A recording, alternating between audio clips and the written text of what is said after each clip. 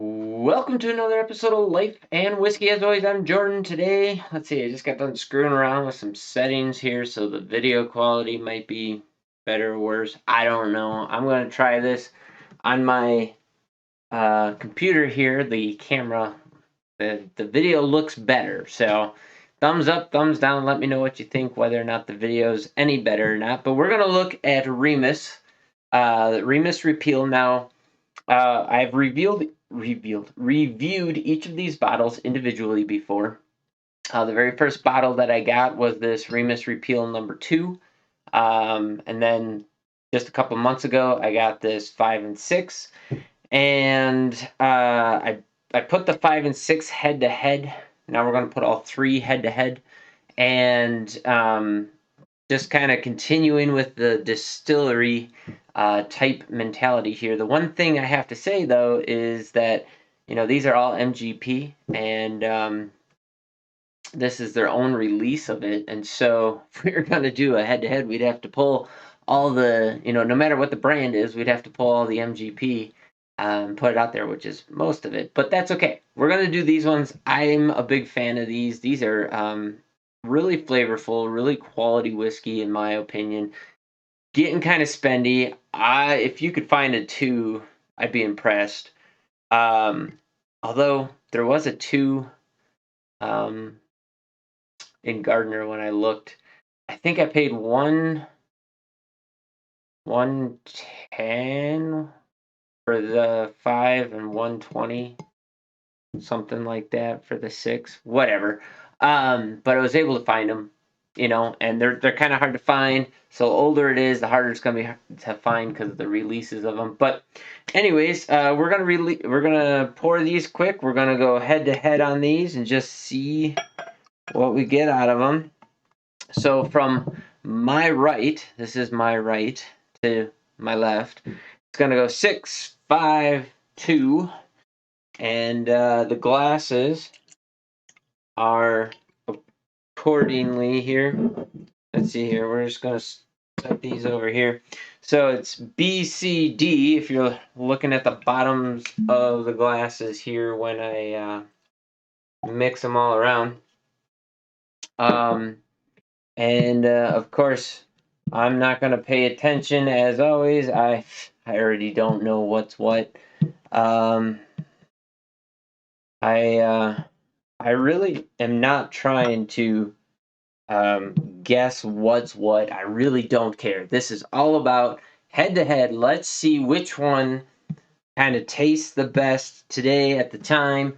So it's what time is it? It is 2:45 p.m. on. I got an orangish hue to me on frame here, but that's all right. 2:45 p.m. on June 30th, 2023.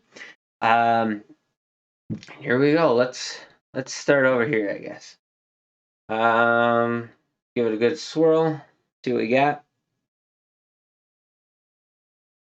Fruity, like very appley. And I'll mention all these are 100 proof, so 50% ABV. I think. Yes. So the first Remus is not 100 proof. I think that was 90 proof. So very apple, very red apple, very confectioner sugar sweet. Some bright red fruit like creamy, like strawberries and cream, raspberries and cream, kind of on the back end. Almost a jammy quality to the almost, yeah. It's almost jammy, like pancake syrupy, like a boysenberry pancake syrup kind of mixed in there. I'm gonna do something a little bit different here. I'm gonna nose all of them, kind of head to head to see what we get.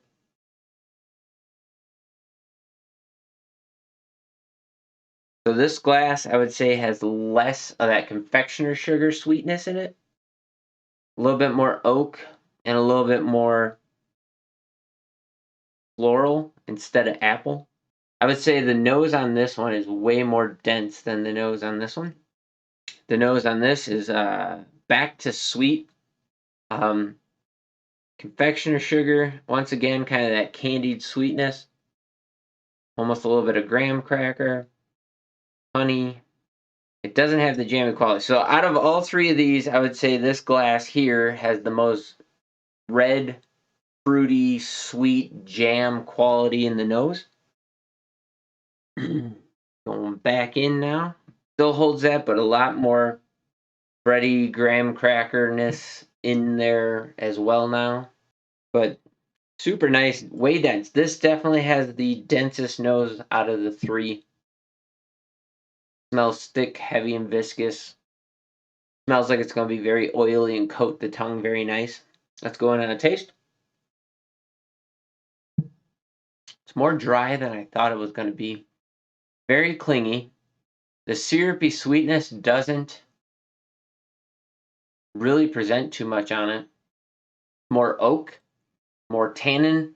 It's like a really nice oakiness start to finish, and then towards the end of the finish, it starts to get more tannic bitter with more of that black pepper spice. A lot of the sweet notes aren't presenting as sugary sweet in the palate. I get a lot more. I get like fruit flavor without the sugar, if that makes sense. So it's kind of like those sparkling waters that don't have any sweetener in them. It's just the flavor. I get a lot of that, but in the nose, I get a lot of red fruit. Second taste, yeah, more of that fruit, but it's enveloped in some light tannic, bitter notes. Very, very pleasant ones of oak.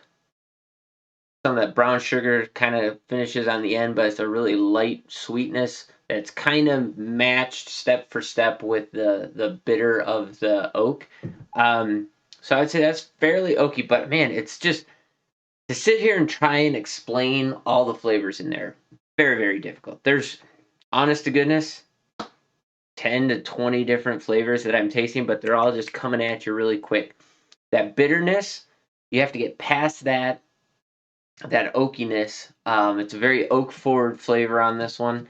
And it kind of covers up a bunch of stuff. Now, I will say, just came off a dry week. Today's Friday. I came off a dry week on Tuesday. I've had exactly one glass of whiskey since dry week, and that was a couple days ago. So everything's pretty set as far as palate and nose goes for me. Pretty new, fresh, and clean. So, again, this is personal preference. I'm not the biggest fan of the oak forward characteristic of a bourbon. If there's a oak forward bourbon, that tends not to be one of my favorites. That being said, I really enjoy all of the different notes that are in here, and they are fairly dense. They're very quick hitting, and it does cling to my palate. And like right now, I'm still tasting some fruit, some like dark blackberry, raspberry kind of jamminess with that oak. So kind of nice. We're gonna leave that one where it's at right now. Coming into this one now, we're getting said floral the first time around, but now I'm getting a lot more fruit here.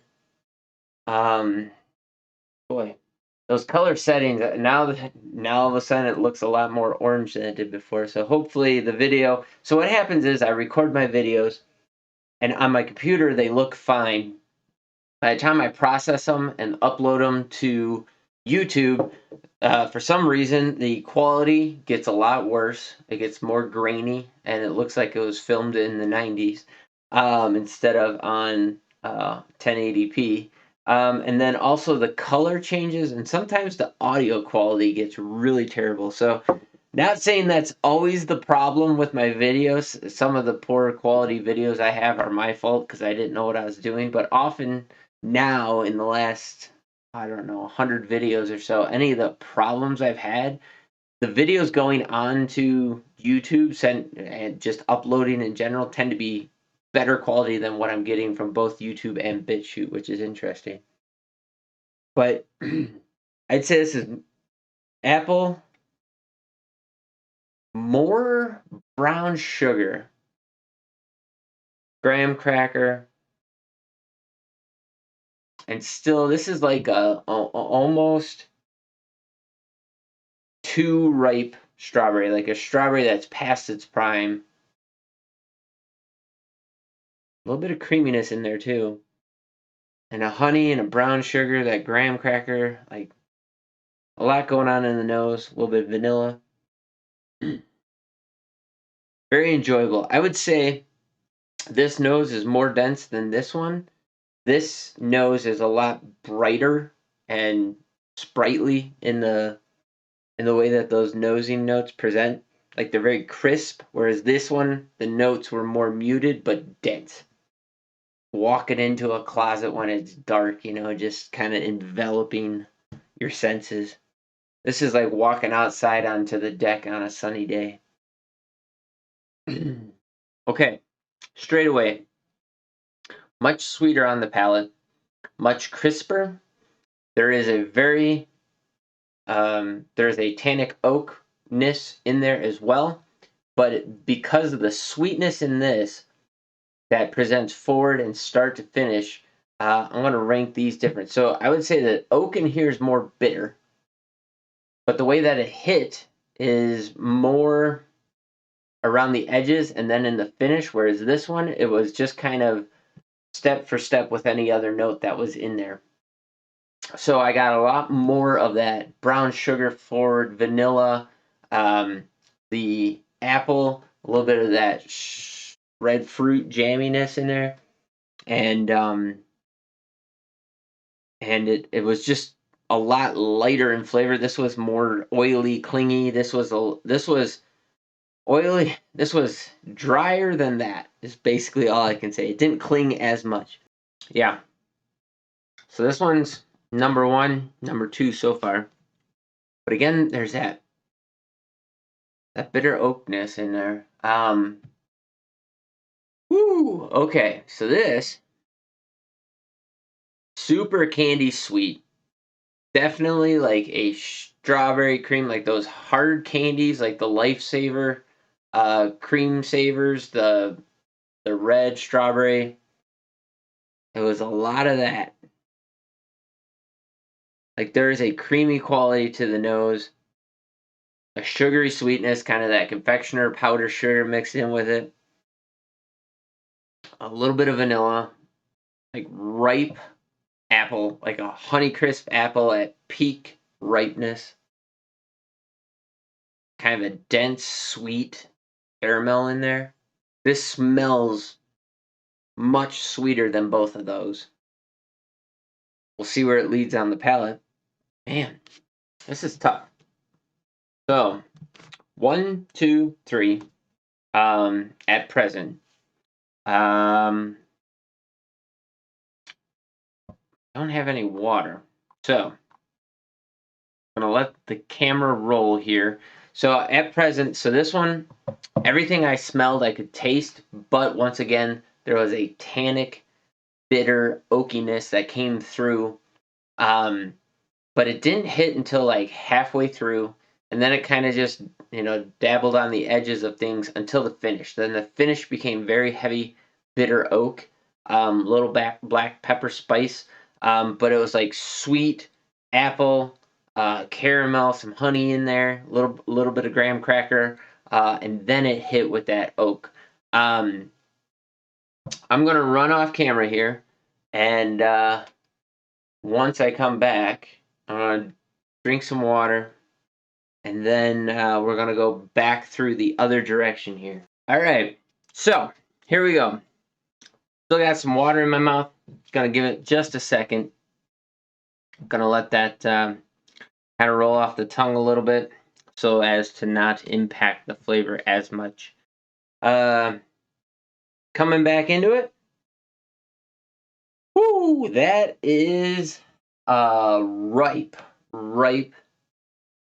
apple, not a Honeycrisp this time, leaning more towards the red Washington Macintosh kind of apple. And caramel, whatever you want to call it. kind of like, was it Sugar Daddy? Whatever the caramel on the stick is called, I don't remember the name. It might be a Sugar Daddy. But that kind of caramel where it's just creamy, sweet. A lot of the fruit has kind of died back.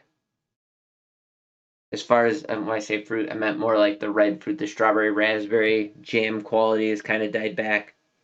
It's more um, brown sugar, caramel, honey, vanilla, traditional bourbon notes leading into that apple, and like a buttery. Yeah, buttery's the right word. Like I just caught a whiff of like if you've ever made your own caramel sauce, like you take your butter and you melt it down with the sugar in it, and that smell of sugar and butter coming together.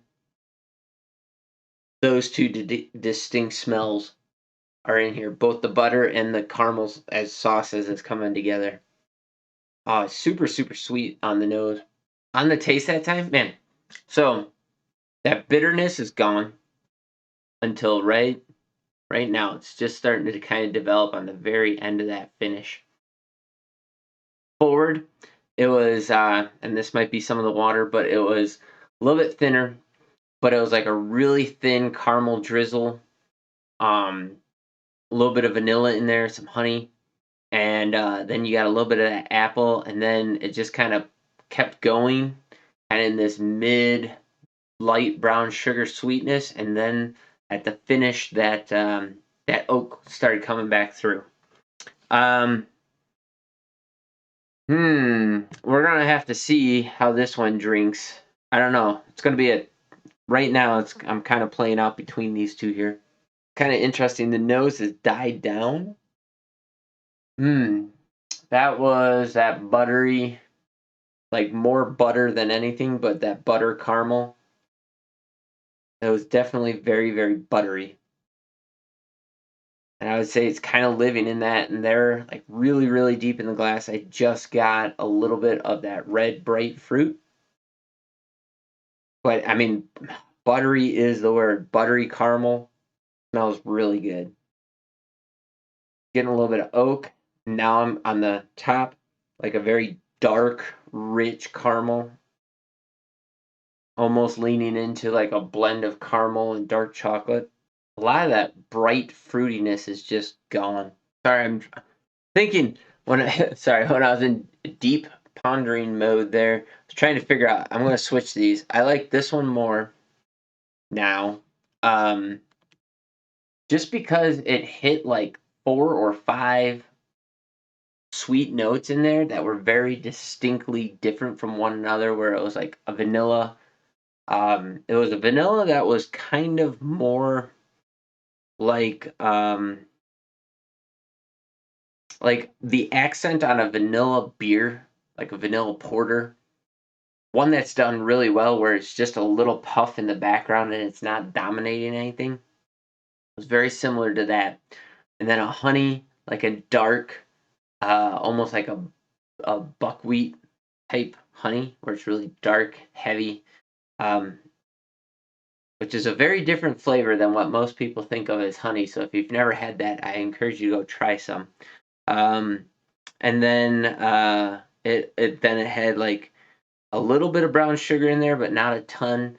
And then as far as the candied note goes, it kind of pushed its way into just a little bit of that strawberry cream savor in there, and then and it was just there for a flash, and then it moved into a nice light oak.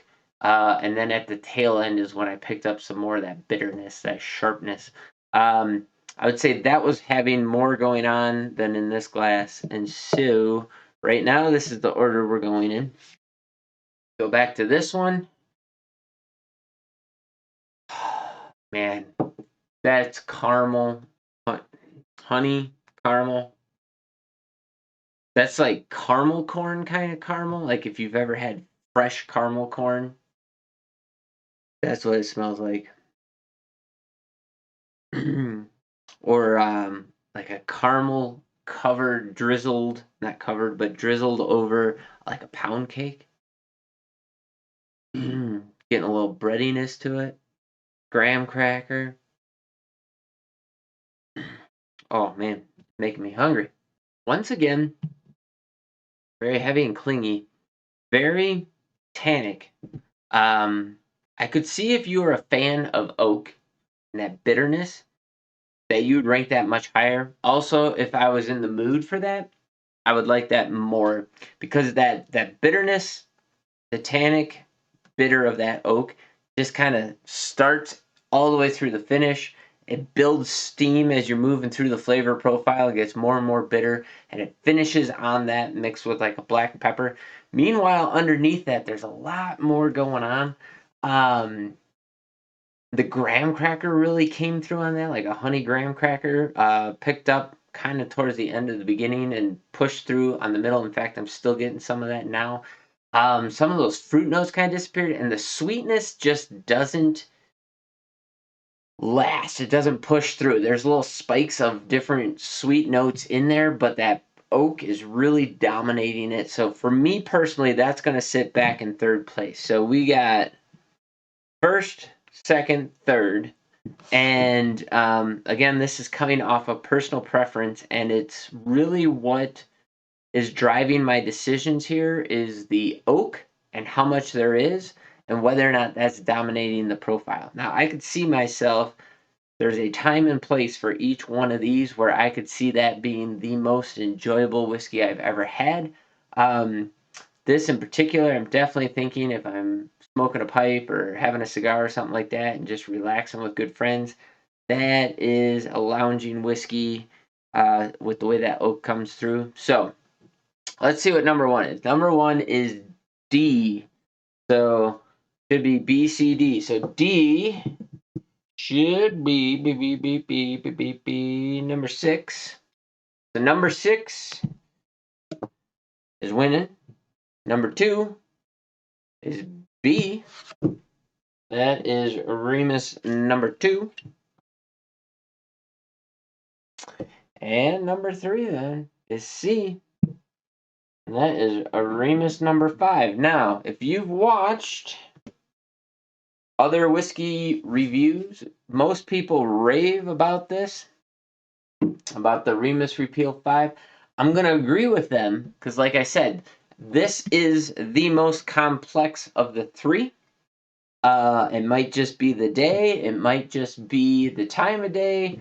Who knows what it is? I did have some horseradish on a sandwich for lunch about 3 hours ago. That might play into it. Who knows? But for whatever reason today, this definitely is the most complex and has the most flavors in it and the richest and densest flavors in it. So if that's what I was ranking it on, this would win.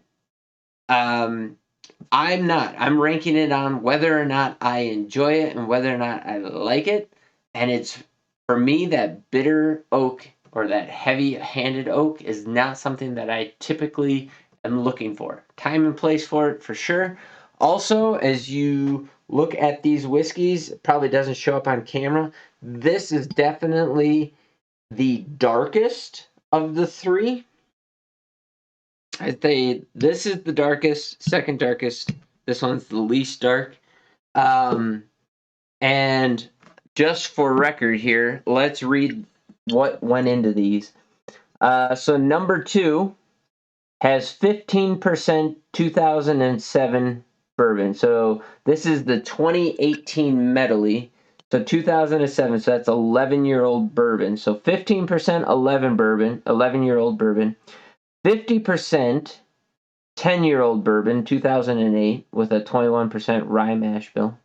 10% 2007, so that's another 11-year-old bourbon with a 36% rye mash bill. And then 25% 2008 bourbon, so again, a 10-year-old bourbon with 36% rye mash bill. So it has a 10 and 11-year-old whiskey, 21% rye mash bills, and a 10 and 11-year-old bourbon that are 36% rye mash bills. not bad. On the 6, so this is the 2022 release. It is 2,000, or sorry, 2%, 2008. So shoot, I need to do math. What is that? 14-year-old. So 2% 14-year-old bourbon with a 21% rye mash bill. 27% 2012. So that's a 10-year-old bourbon with a 21% rye mash bill. 29% 2014. So that's an 8-year-old bourbon with 21% rye mash bill. 17% 2012, which is, again, 10 years old. 36% rye mash bill. And 25% 2014, which is 8 years old, 36% rye mash bill. And then the 2005, the Remus Repeal 5, which is the 2021, so 2018, 2021, 2022 releases.